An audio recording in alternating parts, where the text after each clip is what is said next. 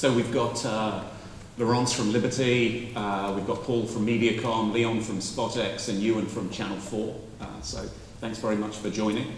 So we're here to talk about how we can boost the performance of TV and make the value easier to justify, which, given my experiences of trying to sell technology that enables it, before we can even start selling the technology, we actually have to spend our time building the business case every territory outside of the UK.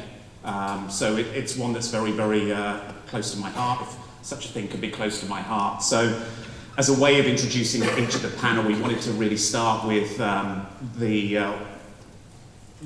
what we have to contend with every day is with regards to constantly being hit by this negative narrative around TV advertising and what it is. We're seeing the traditional linear audience decline, we're seeing fragmentation of audiences, we're seeing new consumption models, ad-free SVOD, we're being hit with Google and Facebook fake news all of the time, and all of those things that we have to contend with. But at the same time, the rose-tinted glasses are coming off the fangs at the moment with regards to ad fraud and those kind of things, data leakage.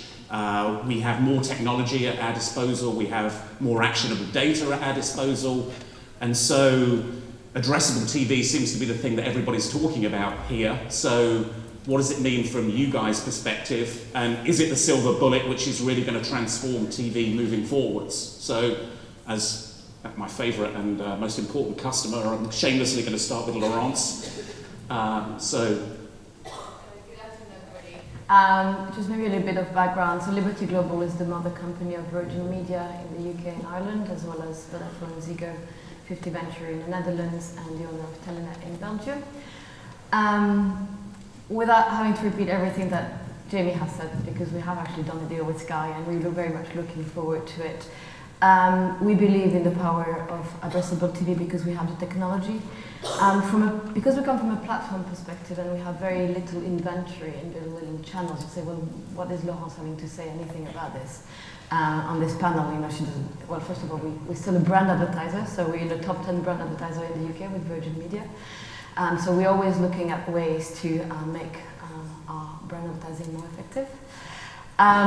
Secondly, we're a platform, so we carry broadcasters, and if the broadcasters don't have advertising anymore, and if everything's gone to Google and Facebook, we will have to increase our prices, and that's really not what we want to. So we are in the favor of supporting the ecosystem of TV. And if you ask yourself, why have people gone to Facebook and Google? It's because of the incremental reach, is because of the easiness to trade, it's because of the targeting of opportunities, and all of that Sky has actually innovated in that position, and we are followers. So we have agreed to launch together AdSmart, powered by Cadent, actually, as a technology where we will be able to address homes in the Virgin Media footprint, so increasing the reach of AdSmart from 28 to 40%, as Jamie alluded to.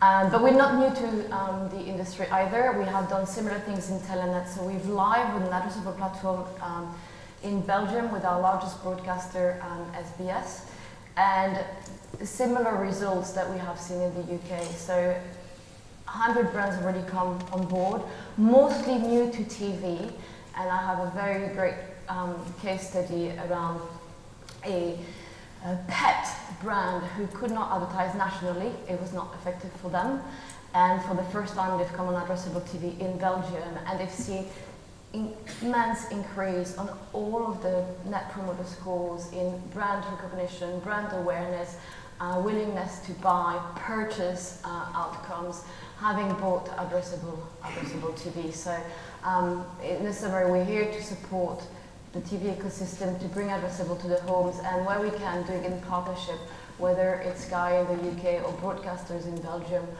other platform and broadcaster elsewhere. So are your marketing department using addressable TV? They will. They will. At the moment, it would be a bit unfair because they would only be addressing on Sky platform and stealing platform for them. But yes, when it comes, that's part of the appeal. Yes. Cool. And Ewan, Channel 4, always at the cutting edge of innovation, addressable TV. Look, I mean, it's very much part of the platform.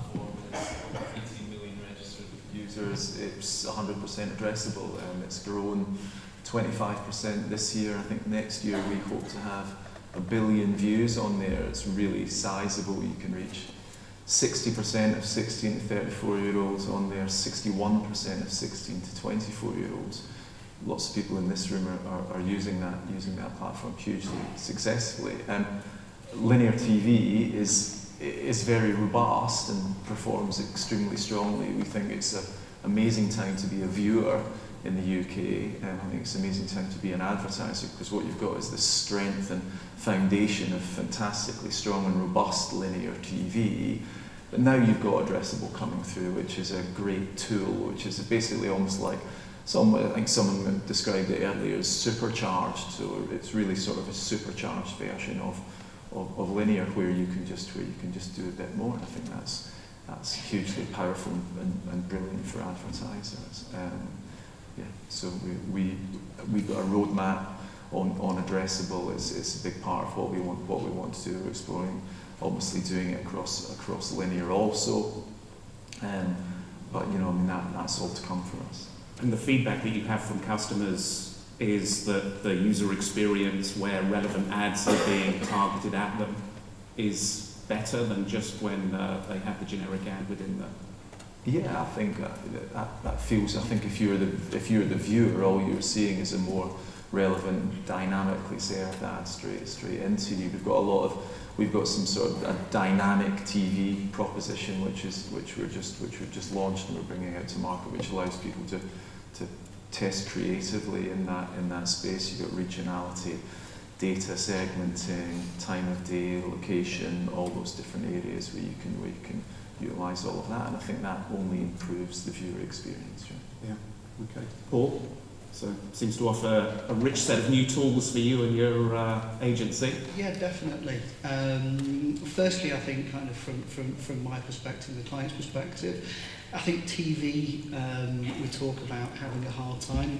From our perspective, we've doubled our clients' TV investment in the last 4 years, and actually that's been driven predominantly by .coms.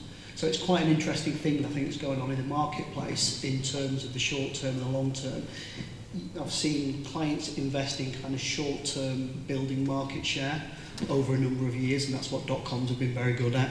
And then you get to a point where continuing to take people out of the market at that bottom end of the funnel becomes more not cost effective.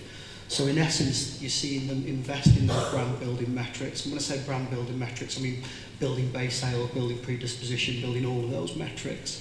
And I think we're seeing very much so those type of clients coming into that market, increasing investment on a year-by-year basis, because they're seeing the impact of that from a business output perspective. I think adding on to that more levels of targeting and therefore relevancy only makes it more effective. So I think some of the things we've seen this morning, whether it's addressable, ad smart, video on demand, we kind of look at them as one as an AV proposition. And the more ability that we have to get to niche, whether it be niche audiences or understanding what mode they're in or being able to target messages to them, can only make it more cost effective. We talk a lot about relevancy, so most people in the room will consume or read or part read up to 8,000 marketing messages in a day. So to stop those being wallpaper in any channel, which can happen in any particular media channel, you have to have relevancy. So increased targeting allows us to get that relevancy. So we welcome it, and it can't, for us, as fast as that can move, the better it is. So do the more digitally orientated .coms willingly acknowledge the fact that traditional TV advertising is more effective?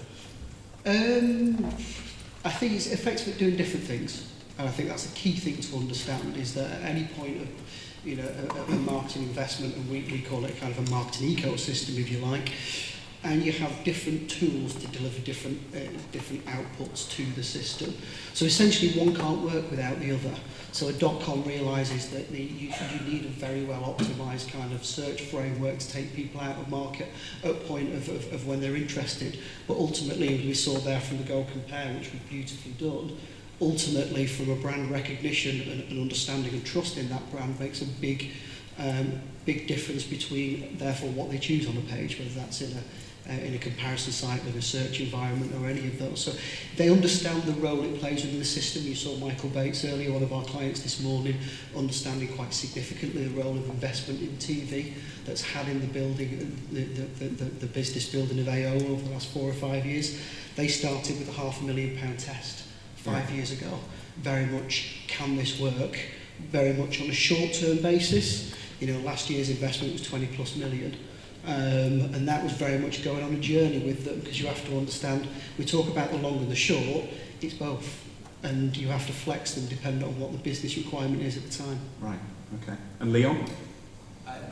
So, for those in the room that may not be aware, SpotX is a video monetization platform, and we're owned by RTL Group. RTL are one of the largest entertainment companies in Europe, owning kind of broadcasters, content production arm in Fremantle. So, I guess you got a pretty good varied view of the state of it. And a couple of years ago, RTL kind of made an announcement that, you know, TV now stands for total video, and what that really meant to them was that they were going to take a consumer-first approach, ensure that all content was accessible wherever consumers wanted it.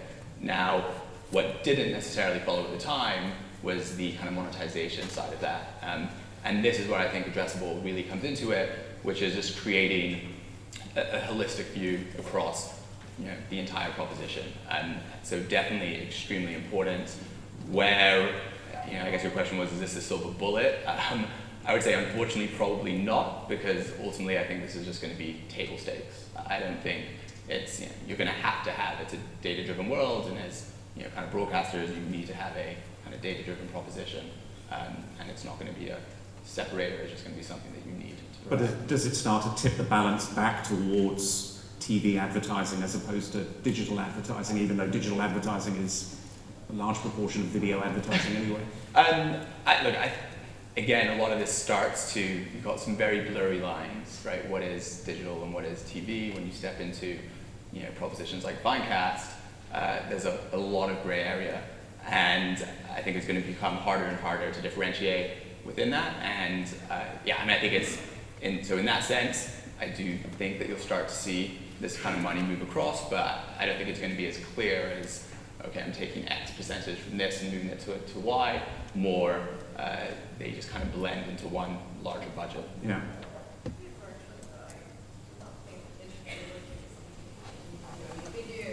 Digital video, and especially premium digital video, broadcast video, it's A small portion versus linear. We're looking at a few hundred millions in the UK versus 4 billion, so we have a long way to go on that. On boards. But we do welcome standardization. So yes, we do welcome the likes of the Finecast of the world. We do welcome partnering with Sky, because we do believe that we need to make the world for the agencies and the brand an easy one to trade, because that's the reason why they went to Facebook and Google in the first place. So, you know, linear TV will remain as top of the funnel brand building.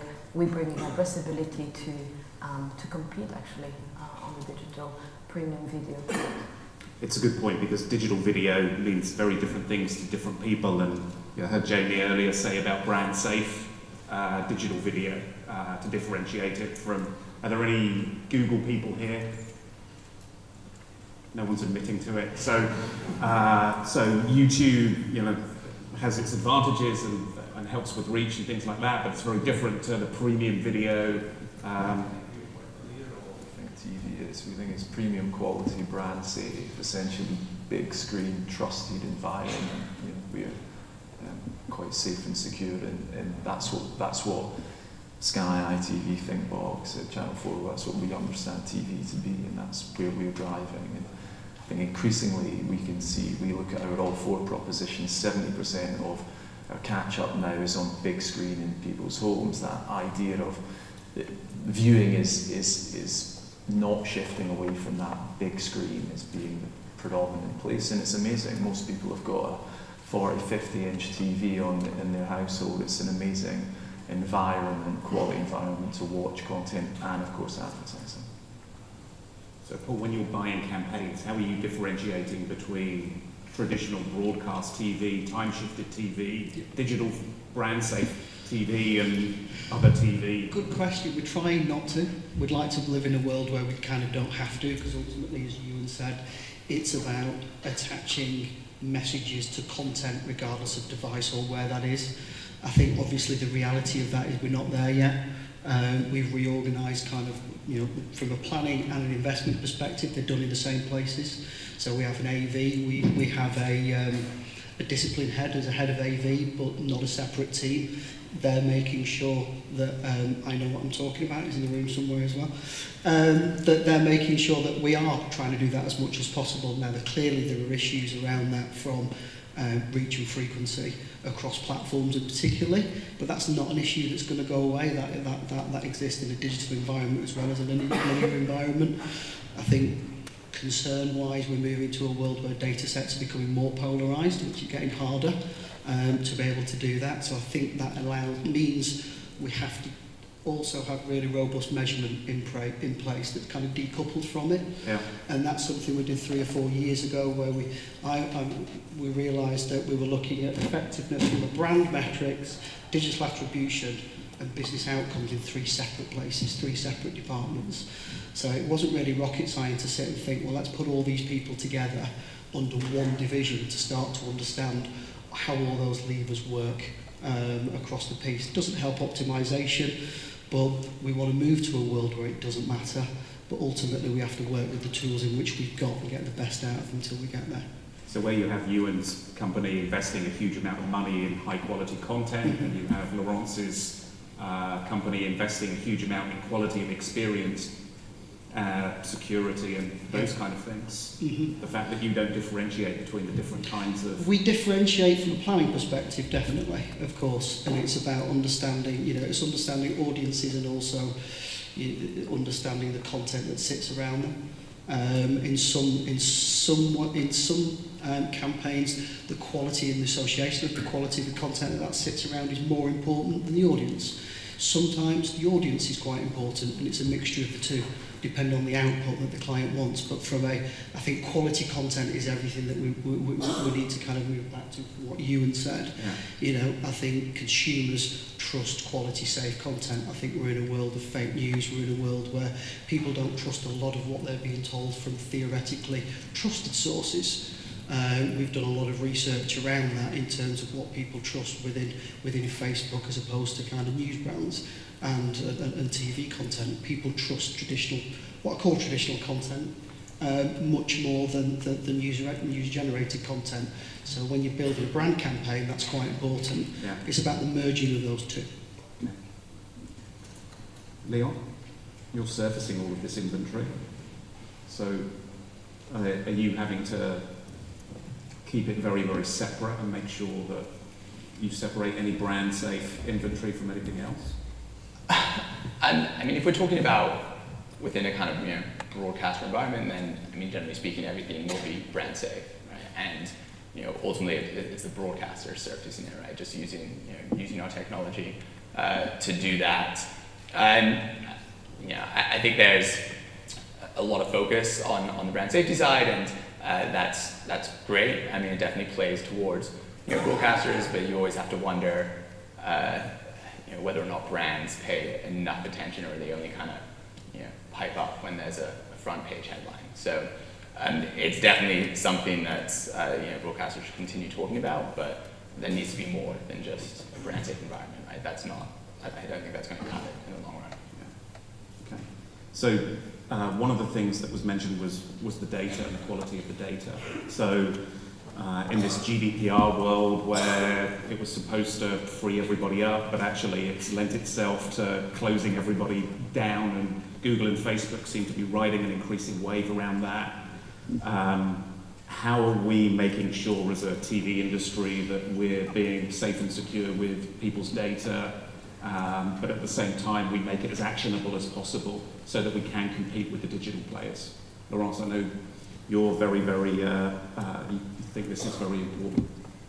Well, first and foremost, Virgin Media is a consumer-facing company, so we have the customer at the heart of everything we do, and their privacy and their data very much so as well.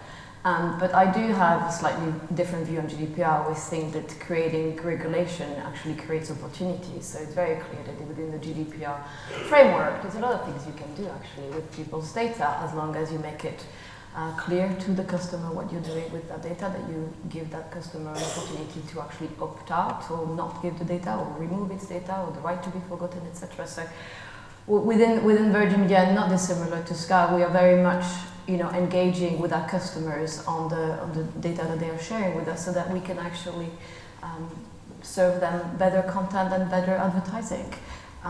There's a lot of research, and I'd love to have Thinkbox present some things around those lines, but that when people see the ads that is more relevant to them, they will have a better brand recognition and a better recall, and therefore I think it's very good for a customer to actually, if you get an ad anyway, we might as well get an ad that you care about. So that's really much the view that we have. And then lastly on GDPR, it also has increased the quality of the security protocols. I mean, just to go through a data sharing agreement, we have to go through hurdles of people checking the security. I think it's actually very good for the industry, that we can continue to bring that brand safety, that the quality of the data, but also the quality of the protection and regulation we put around it, to serve our customers better. Léon? GDPR.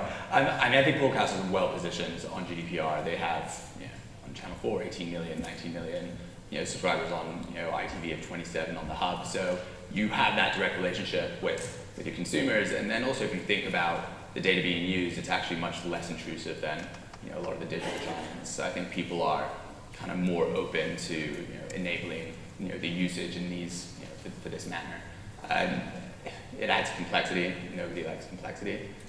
So, hopefully, as Laurence says, that complexity will create new opportunity, but it's it is another barrier that we probably don't need right now, but ultimately good for consumers, right? So it's there.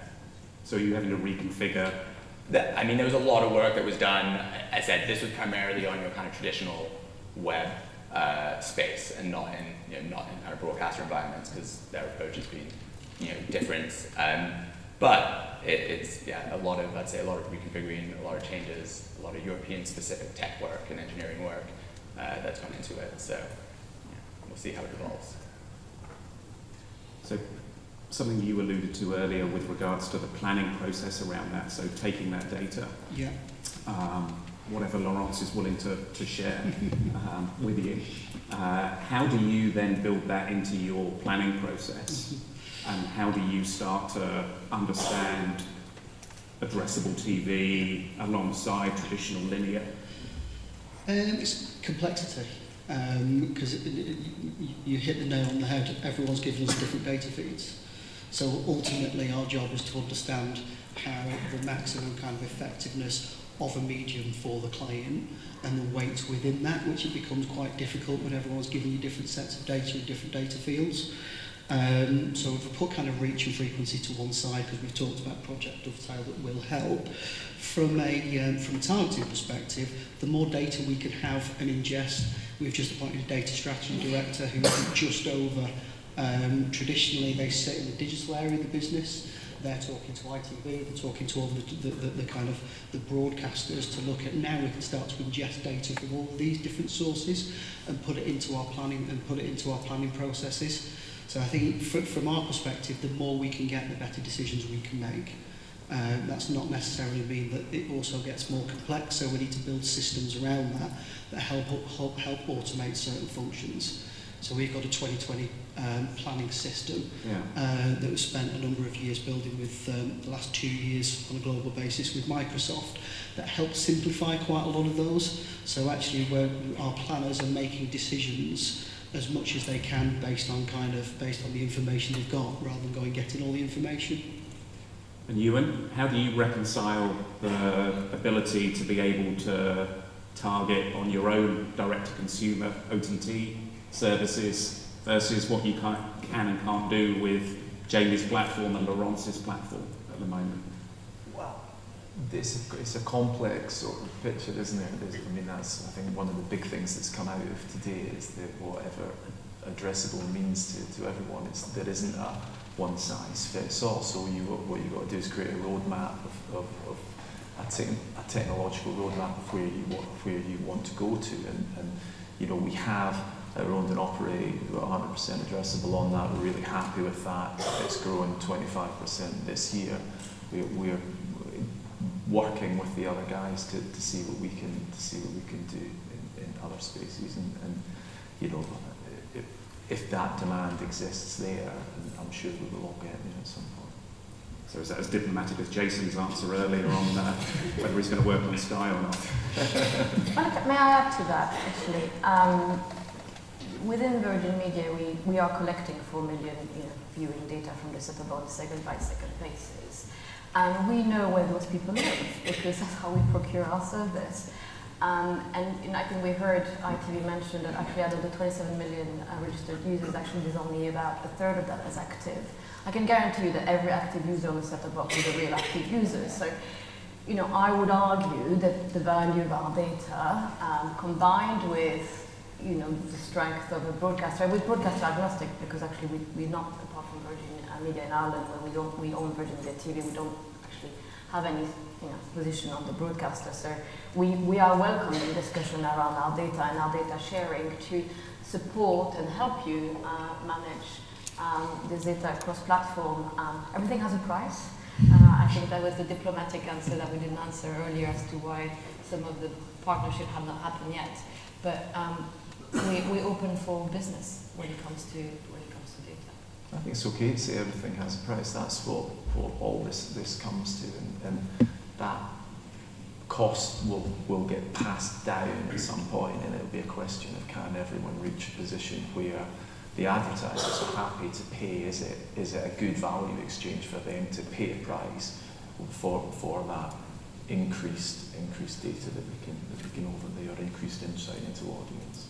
So what do you think the sweet spots are for addressable TV when you say the value?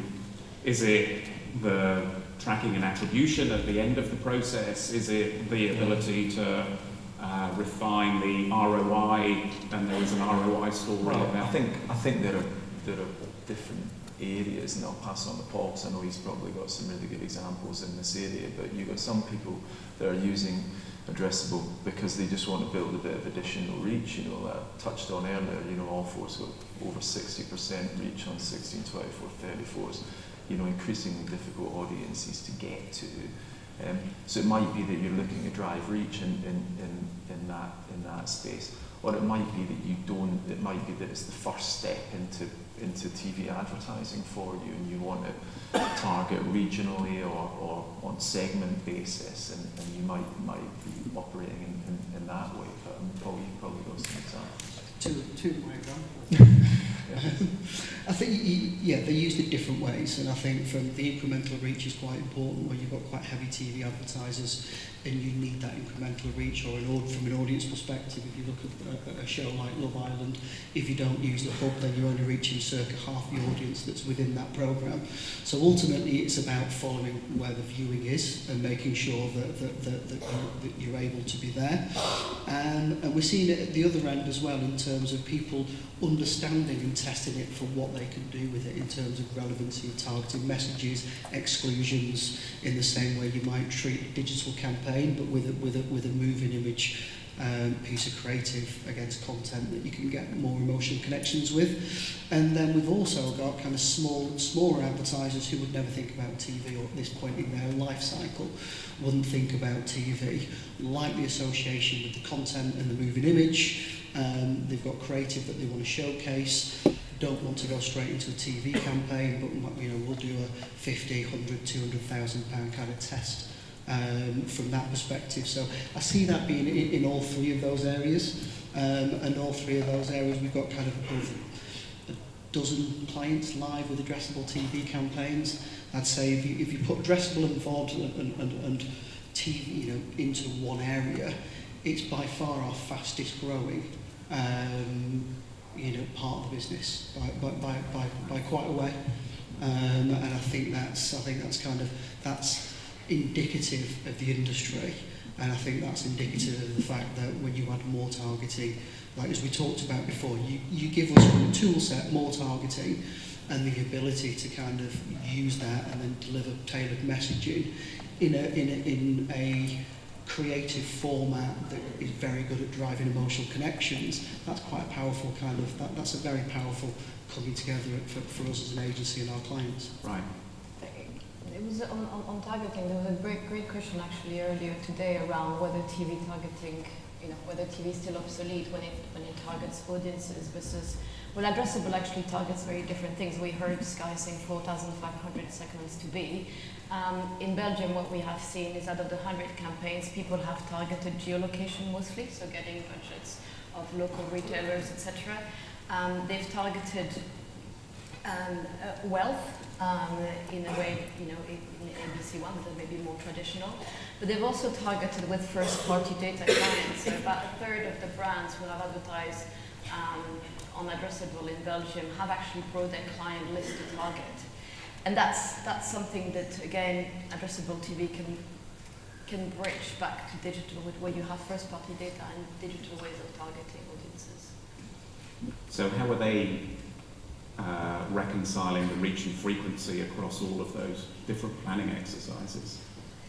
So for this brand in particular, actually, who I'm thinking of, who've just, give us all of their data for the targeting of their segments. They've actually removed everything from Facebook and put only anything on addressable. So the reach and frequency was actually our one. But that's a very valid question. I think the industry has a lot to do. I'm a little bit biased. I used to run a startup that does exactly that, creating a unique data set from different audiences and bringing it together. So I'm very much in the view that that's an extension of Dovetail, which is bringing all of the data sets together, whether all the different parties will share all of their data to do that. But it's a very, very valid question. As a platform, though, and I think this is the brilliance of AdSmart, is you have the ability to actually measure the reach and frequency across your own platform and across linear and on-demand and advanced. So, and that's what we will contribute within the Virgin footprint as well. Okay. Léon? Can we go back to the original question? I feel like we've kind of gone off topic here, but no. So on the reach and frequency side of things. Okay, yeah. How are people reconciling the incremental marginal pound spend? So, I think it's challenging. What we have seen in, not in the UK, but in Germany, where HbbTV is a huge component of that market, over 50% of households have the HbbTV-enabled devices, which suddenly gives you an IP address, right, and allows you as a broadcaster to create householding and being able to understand who in your household is watching what. So using the TV as the kind of central device, right, and then you've got whether it's computers or laptops or something like iPads, and so that starts getting you into additional information on how you start to figure out that kind of reach and frequency, because you can kind of track it back to other viewing across other sites. But still, challenging, right? Which I don't think anybody's necessarily solved. So switching topics a little bit then. So one of the things that I hear from our sister company is around whether supply or demand is limiting addressable TV at the moment. So in the UK, is it a supply issue or a demand issue at the moment? Ewan? Gosh, that's a good, tricky question. Our viewing on addressable on All4 is up 25% this year. If you look at the broadcast TV market, it's not up by 25%, unfortunately. But advertisers and agencies are absolutely supporting this platform. So I would say that the growth that we are seeing, is being supported by investment fairly equitably at the moment, and that's really positive. So if you saw more demand coming through, would that help you to create a... Well, I think there's where you start having a look at the step changes towards linear addressable, you've got to forecast at what point does the market demand it, and I think that's probably the question for us as broadcasters. you know, do we push into that space and take and make a bet in terms of investment, because it's a big sort of capex investment for us to do that potentially, and go ahead and hope that the market follows and we get a lot of growth of it, or do we get pulled there by the market? And I think that is, you know, as we're working through all these options, these discussions that we're having with all our stakeholders. Yeah. We still have I mean, I guess that's why we're here. We still have a huge educational role to play in growing that addressable market. I don't think it's a supply issue. You know, the inventory in linear addressable, I mean, I think in Belgium is some, you know, a fraction of a % of the total linear, so there's definitely space. And on the demand side, it's about demonstrating that the beautiful value of TV we've talked about all morning, you know, combined with the addressability of a digital platform, can build a demand. So I'm very much in the view that we're just in the beginning. We have high aspiration on the growth of addressable. I mean, although I agree, but I do think, I mean, ultimately, until we're at kind of 100%, I feel it partially it's a supply issue, in that you need to have, you know, you need equality across the board. You need to be able to, you know, deliver into any household. So, you know, the demand is there. The demand will follow if all of your options are open. But when you only have a 30 or 40% of the universe growing to 60%, I still think that's a limitation. So, I would like to see, you know, these things move faster, but you know, I appreciate like things like Project Dovetail. There's a lot of stuff that needs to happen to get there. It's not as simple as just, you know, flipping the switch. And I think one of the things about, you know, probably lots of people in this room have been frustrated by the pace of Dovetail, but when you have such a high standard, and Barbara, it really is such a gold standard in the TV industry, takes measurement, and trust is so important to this industry. I think sometimes that means the progress is slow and can be frustrating, but I think we would much rather that than be reckless and with poor reporting and measurement knowledge. Right. So Paul, once Laurence turns on her addressable advertising, does that then start to pull in more demand from your perspective with the broader reach and broader footprint?